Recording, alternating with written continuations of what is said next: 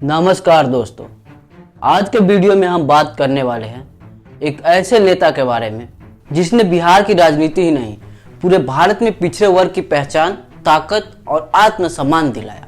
जी हाँ, आपने सही गेस किया।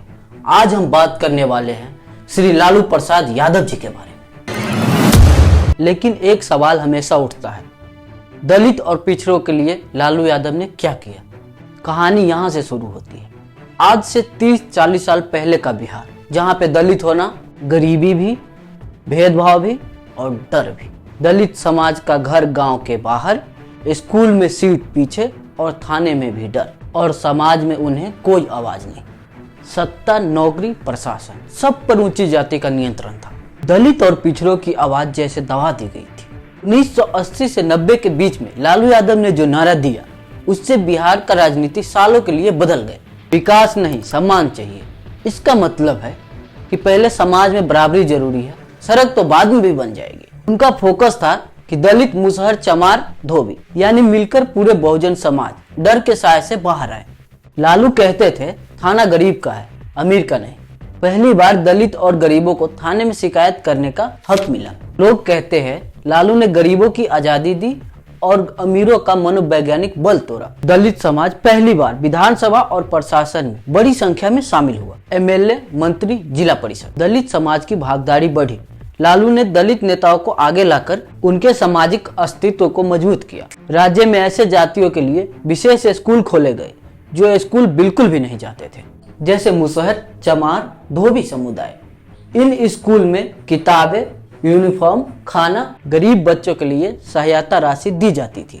पहली बार दलित बच्चे नियमित स्कूल पहुंचने लगे। कुछ रिपोर्टों में मिलता है कि लालू के शासक में गरीब दलित परिवारों को शहरों में बने अच्छे इलाके में फ्लैट दिए गए, यानी पहली बार दलित परिवार बेहतर माहौल में रहने लगे। ये सिर्फ घर नहीं था, सामाजिक बराबरी का पहला कदम था।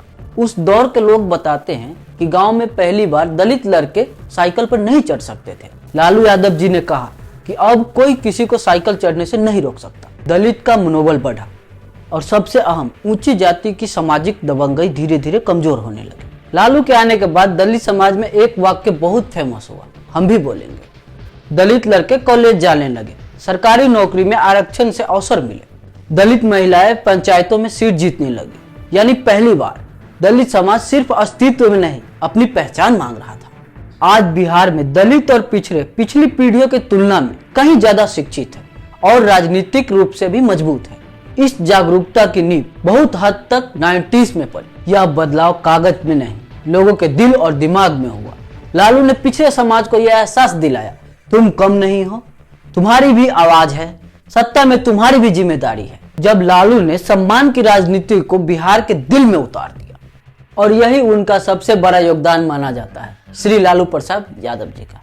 इस टाइप का अगर वीडियो आपको पसंद आता है तो चैनल को सब्सक्राइब करो, फेसबुक और इंस्टाग्राम पे देख रहे हो तो फॉलो करो और लाइक जरूर करना।